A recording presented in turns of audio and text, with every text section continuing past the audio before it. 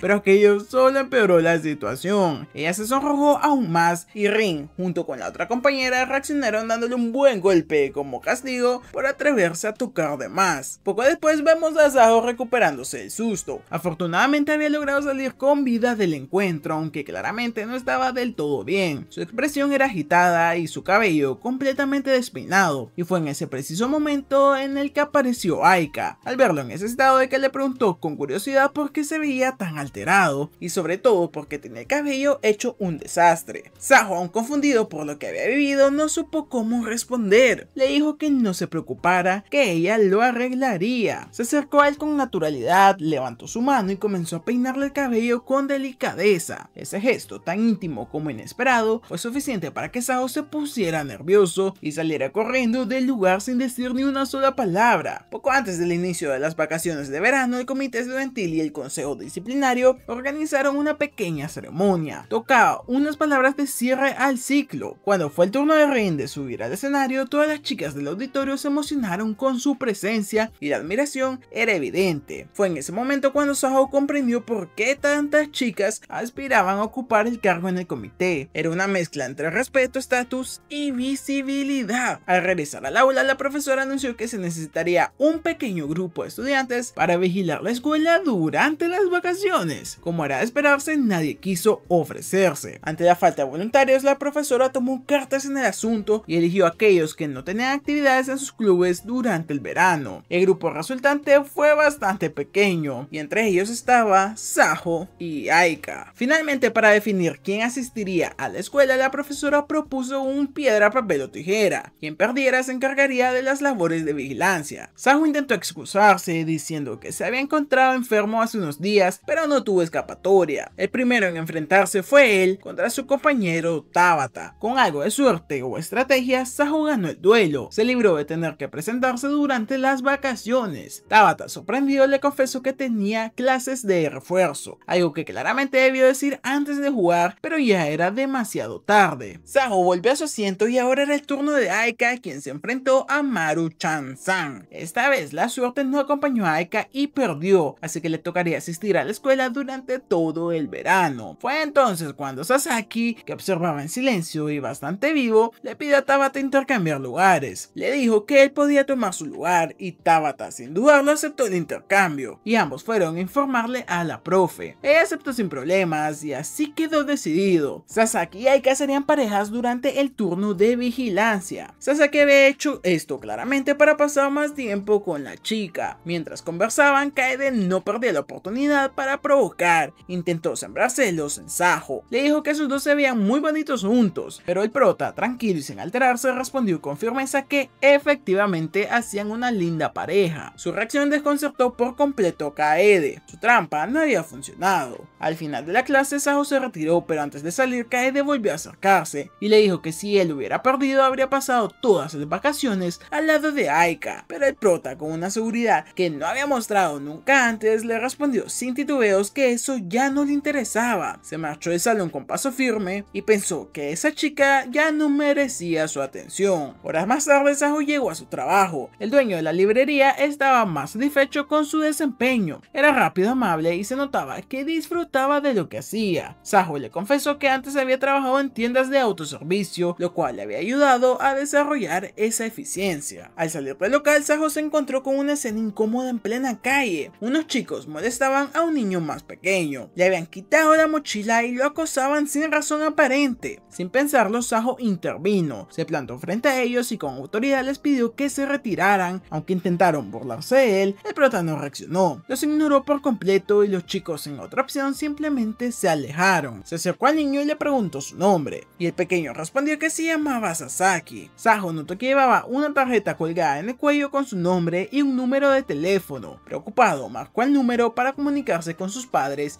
y contarle lo sucedido. Mientras esperaban a que llegaran los padres del niño, el prota aprovechó el tiempo para limpiar sus cosas y asegurarse de que todo estuviera en orden. Fue entonces cuando apareció una joven con elegancia y calma. Se acercó al lugar donde estaban y se presentó. Ella era Sasaki, la hermana de pequeño, cuyo verdadero nombre era Kouta. Saho se presentó de inmediato y le dijo que había sido él quien había llamado el número en la tarjeta del pequeño Kouta, y le explicó brevemente lo que había sucedido, los chicos que lo molestaban, cómo intervino para ayudarlo y cómo se aseguró de que no sufriera daños. Sasaki se mostró visiblemente aliviada y con una sonrisa sincera le agradeció profundamente por proteger a su hermanito. Para ella ese gesto significaba más de lo que podía expresar. Saho, humilde como nadie, le respondió que no había sido la gran cosa y le aconsejó que revisara revisara bien las pertenencias de Kouta por si acaso, y se dirigió al niño para pedirle que tuviera un poquito más de cuidado. Le recomendó no andar solo por lugares desiertos para no preocupar a su hermana, y ella, afectuosa pero firme, le dijo a Kouta que debía hacerle caso, porque esta vez había tenido la suerte de encontrarse con un joven muy, pero que muy amable. Y hasta aquí vamos a dejar esta parte del resumen. Si quieren ver qué sucede con esta nueva chica y el prota, no olviden dar su like, suscribirte y por supuesto ver los videos que te estoy dejando en pantalla, que estoy seguro que te van a encantar.